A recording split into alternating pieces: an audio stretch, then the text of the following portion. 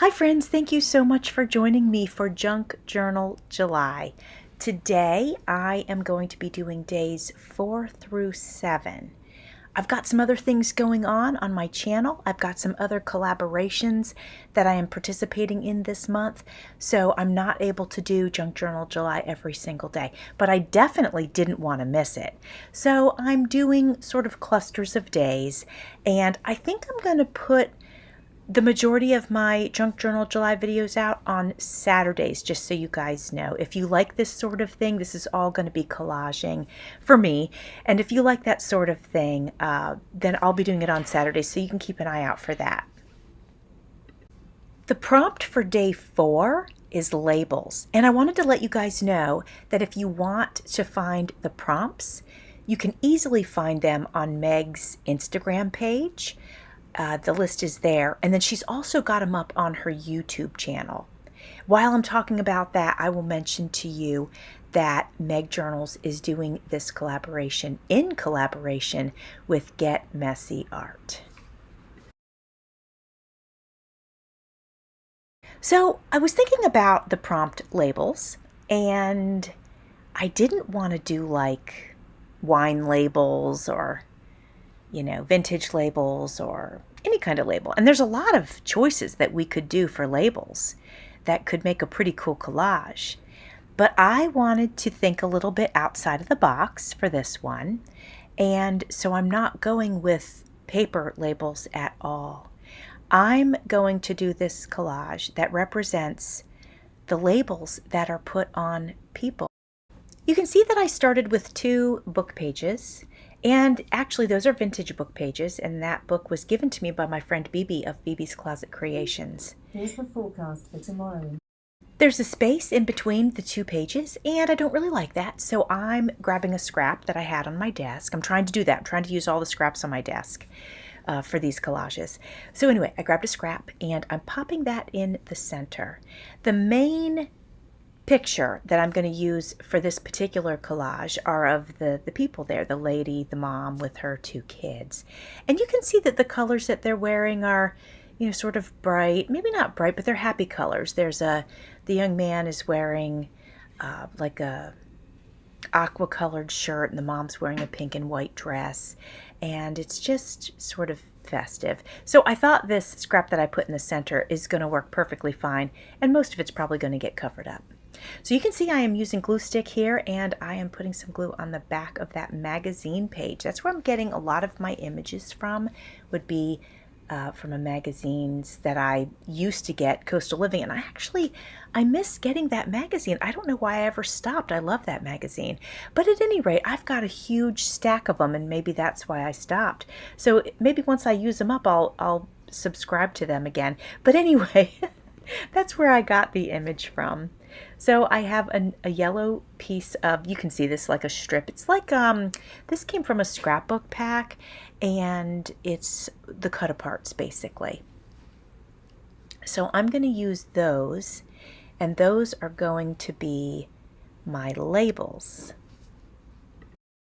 While I'm gluing these on to the page, I want to mention to you that Meg and Get Messy have a list of collaborators that are doing this collaboration. So there's going to be 1 per day. And she's got that list on Instagram and probably on her YouTube as well. So if you wanted to make sure that you didn't miss any of their videos, you need to go check out Meg's channel and see who is collaborating with her. And then it's an open collaboration. So I'm doing this because I love this collab, and so I wanted to jump in. And there's a lot of us that are doing that. All right, so you can see that I've got the quote-unquote labels attached near each person. And then the one at the top, I'm actually making the word labels. And I really wanted to think about this, and so, there's a lot of labels that people can have. So I'm labeling the mom as Gen X. I'm labeling the young boy as ADHD, and I'm going to label the little girl as extrovert. And you know, labels I feel like can be good, and I feel like labels can be bad. And they're bad if the label encompasses the whole person. Like if a person like me, I have ADHD, okay? But if everybody looked at me and thought, oh, there's the girl with ADHD, then that label would be bad. But if you know me for who I am, but you know that I have ADHD, then you could understand why I do things the way that I do. For example, my video that I'm editing right now is in double speed.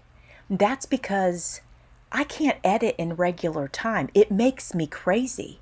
My mind works very, very, very quickly. And therefore, that's what I have to sort of surround myself with. If I'm with people that talk a little bit slow, I find myself wanting to finish their sentences, and I have to control myself. It's hard sometimes. So labels can be good and labels can be bad. So let's try to remember, if somebody has a label, that's not all of who they are. My son Andrew has Down syndrome. But if everybody looked at him as just having Down syndrome, they would never see all of the potential that he does have in other ways. So that was my thought about labels, and I wanted to do this collage in that way because I thought it would be a little bit different. I'm going to be very interested to see if anybody else does a collage about labels, or their papers about labels, but more about the human labels as opposed to paper labels for wine or prescriptions or, something like that. I felt like my page was lacking just a little something. And so I grabbed this die, and as you could see, I'm using it as a stencil. And so I'm adding a little bit of extra color to the page. The little tag I have on the bottom says, "This is the sweet life." And I just thought that was nice because the mom's there with her kids, and they're in the kitchen and they're making something, and I just thought that was nice. So I have my brushes that I do my stenciling with, and they came with these circles, and so they were so bright, they're all so colorful, and I thought I'd go ahead and add some of them to the page just to give it a little extra pop, a little bit of whimsy. In just a few seconds, I'm going to start working on days 5, 6, and 7, but here is this one up close. I'm really happy with how it turned out, and I like the way I did it. I feel satisfied with this, and it meant something to me because me and my son both have labels. All right, my friends. Now let's get started on day 5. The prompt for day 5 is lettering. So what I'm doing here is I'm just going to use this magazine page as a background. I kind of like it when my spreads don't clash with each other, and that's why I'm using this page for the background, because it goes nicely with my labels page. So I feel like when I open it up and I look through my art journal, it'll be cohesive. Now, that being said, I don't always do that because I can't always do that. But when I can, I do try to.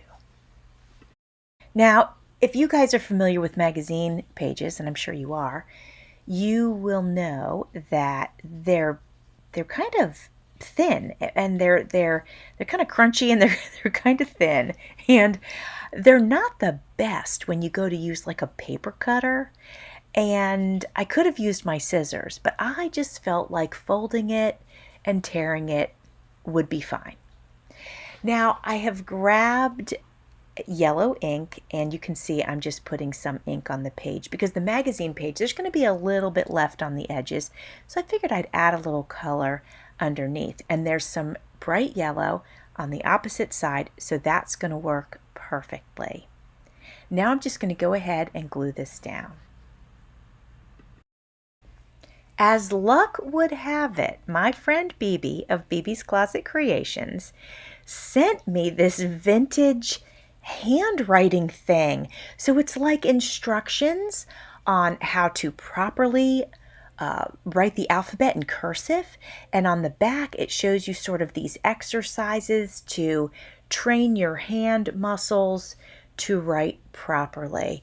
And I was like, this is so perfect, because when I saw the prompt, I was like, I just got these things with lettering. And I just thought that was so great. So I can't just slap it on the page. I could have just slapped it on the page and then worked around it, but I didn't really want to, because I want the background that I have to show. So I have to be able to marry a vintage piece with a piece that's pretty modern. I mean, modern furniture in that house. You got a guitar in there. You got some curtains. I mean, So, and I always love that kind of challenge. So that's what I'm going to do. I'm going to see what my brain can sort of come up with to do that. But I thought it would be best to separate that paper so that I could work with it in pieces.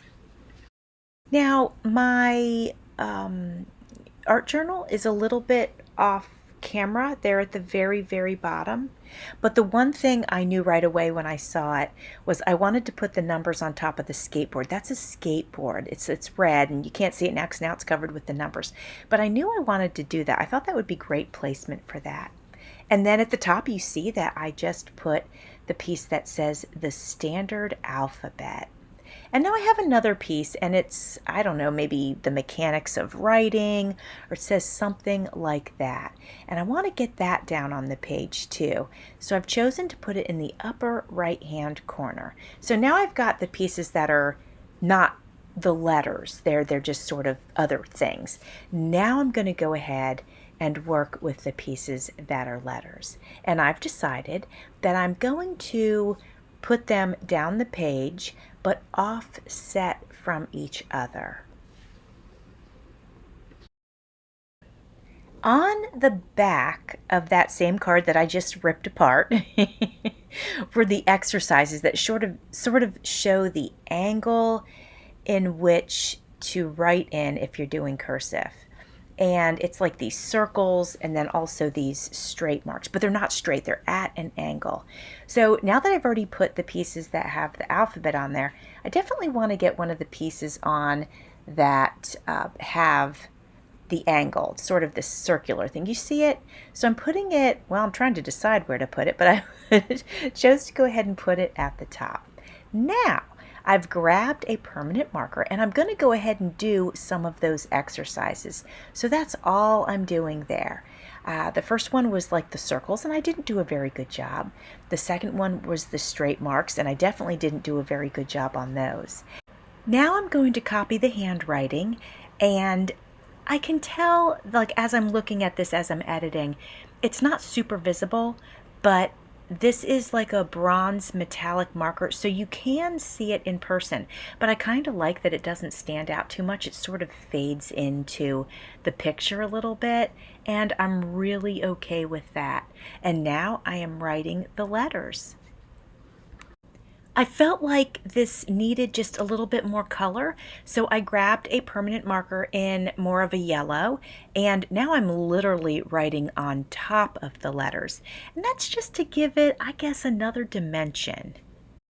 I felt like there was a little bit of a blank spot down near the bottom of the page, so I wanted to put a word there, but I wasn't sure what I wanted to put, so I found the word transforming, because honestly, when we learn how to write in cursive, we are transforming our own writing, so I thought that worked nicely.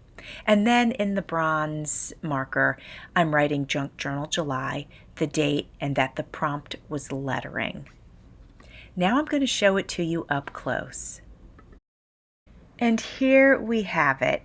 So is this the prettiest collage? No, but that's okay. For me, that wasn't the point of it. On this one, I feel like I really got into it, like I took part in it with doing the writing and all of that. So I'm happy about that. I got to play along. I got to really kind of just own it and take it to the next level, even though by looking at it you wouldn't really know that. Well, hang tight. We're going to do the next day. This is day 6, and the prompt is wildlife. Well, you could do just about anything with this prompt, I think. Well, I have this sticker book, and this was given to me by my friend, Kara, of Paper Confessions with Kara Mia. And I really am enjoying this sticker book. I don't use stickers that much, so it's been kind of fun and different for me. Well, what I thought I would do, actually, I had no idea that there was a bear shape in this book, and it was by luck, believe it or not, that when I pulled this out, there was a bear shape, which for me is what I'm going to use for wildlife. And I could have used the bear sticker, but I really wanted to just use this background. I thought that would be kind of cool and kind of different. So as you can see, I am just sticking that down on the paper. Now you know I cannot leave the white part white, so I'm going to go at it with my pink stencil. And I like this stencil because it's got all these polka dots on it, even though they're in the shape of a flower. I don't always use them in that way. I will use them just for the circles because I think that's kind of fun. I'm not sure what I'm going to do with the butterflies, if I'm going to cover them, not cover them, color them in, but at any rate, I'm definitely going to stencil them because that way that's done and I can make my decisions later on if I'm going to do something else with them. I'd like this to be a bit whimsical, so I'm going to add a skirt onto the bear, and I'm starting with using some lace and my hot glue gun. It seems a little plain to me, so I've got some trim, and it's like this nice rich burgundy. It's almost even richer than burgundy. It's like wine. And so that to me seems like it goes really nicely with the florals in the design of the actual big sticker. So I'm using that as a trim over top of the lace. It would be kind of like the waistband. I noticed that I left the top and the bottom plain, so I'm getting the stencil back out, and I'm just going to go ahead and add a little pattern to that part. Honestly, that felt really plain to me even still, so I'm going to check my box of trims and see if I've got one that I think will look nice on here. I've got this beautiful, nice and wide, rich green trim, so I'm going to go ahead and use that. That might have been given to me by Kara of Paper Confessions with Kara Mia. And I love it. It's velvet, and I think it's perfect. I've decided that the butterflies are a little bit too plain. Not quite sure what I want to do, but I'm looking through this sticker book, and I'm thinking I might be able to fit another butterfly or moth inside of the wings. And obviously, it's not going to be a perfect fit. And I think I'm okay with that because I've got the polka dots on there, and I can also go around it with either marker or ink or something like that. So I'm going to start by filling that in. I think I'm going to try to find one for the other spot as well. The other one's a little bit bigger, so that might be a little bit more difficult, but I'm going to see what I can find. I found a pretty big one. I think I'm going to go ahead and use this one. I'm sure that the shape is not going to really be identical, but I might be able to get it to work. I'm going to stick this down, and then I'm going to go around it with pink marker, well, like pink and red actually, and just fill in some of that white space. As a final touch, I am adding a nice large rhinestone, and then I'm going to show it to you up close. I think this one turned out pretty whimsical and cute. Moving on to day 7. Day 7, the prompt is window. And I know for sure well, I don't know for sure what I'm going to do, but I do know for sure that I need a background. And I thought these big flowers would be really pretty. Even if I cover most of them, it literally doesn't matter. It's beautiful in the background. Now, lucky for me, it just so happens that I just recently got a window sticker in either Happy Mail or Winnings. And so I do believe it's either from BB's Closet Creations or Paper Confessions with Karamia. They both sent me something around the same time, so it's a little bit hard for me to remember which one gave this to me. But thank you to both of you for sending me goodies. So as you can see, I've grabbed the window off of the sticker pack and I've put that down right in the center of the page. It came with these flowers, so I'm adding the flowers, and part of the flowers I put under the window, and then part of the flowers I put over the window. Now this piece with the girl, the picture of the girl, this is a piece I had in my stash. I had taken apart a book and harvested the art from it, and so this girl was part of a whole separate thing. This is not a sticker, this was from a book. Well, I'm cutting it to size because I want to put it in that window so that when you look through the window you see her standing outside. Is she looking at flowers? Yeah, she's looking at flowers. Once I get her cut to size, I need to figure out how I'm going to get her behind those window panes, but it's paper so it should fold. So at first I'm trying to open it just with my fingers and then my spatula, but I realized pretty quickly that's not the way to do it. But if I take the spatula at the opposite direction, that's working much better. So I'm going to go ahead and do that on both sides and open the window up so that these panes are not in my way. Now she should fit in there almost perfectly. I'm going to put some glue on the back and I'm going to pop her in there, and you'll see I'm just going to need to tuck her under the edges a little bit. Once I get her in here, I'm going to add some other things to this collage. The sticker pack came with some flowers and then some decorative pieces that would probably go in like a corner of whatever you're making, whether you're making a card or a picture, whatever.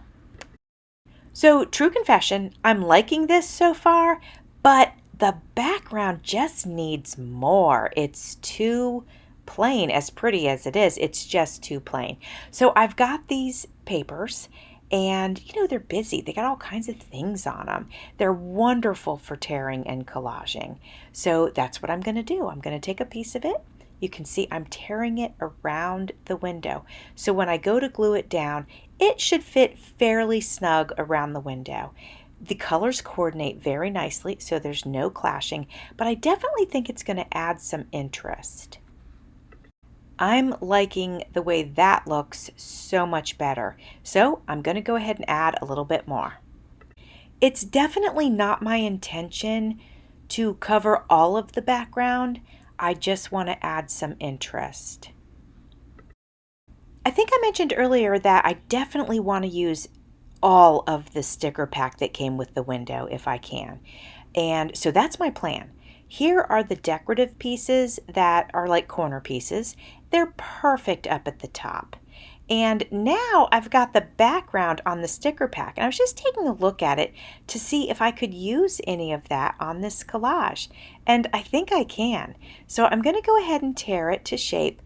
Again, not looking for anything perfect. I just want to add some splashes of color and some interest here and there. I've got a small scrap piece from the paper that I tore that went in the upper left-hand corner. So I'm going to go ahead and put some of that down in the bottom left-hand corner. There's a little tiny sliver from the sticker backing, so I'm going to put that on the bottom. And now I'm writing on there Junk Journal July, day 7, and the prompt is window. Stay tuned and I'm going to give you a close-up of this collage as well. I think it turned out so pretty, and I love that I can open the little windows and see the girl. I just think it's adorable. I hope you guys enjoyed seeing me do these collages today. Stay tuned. I'll have another video coming out next week. Thanks for watching. See you soon.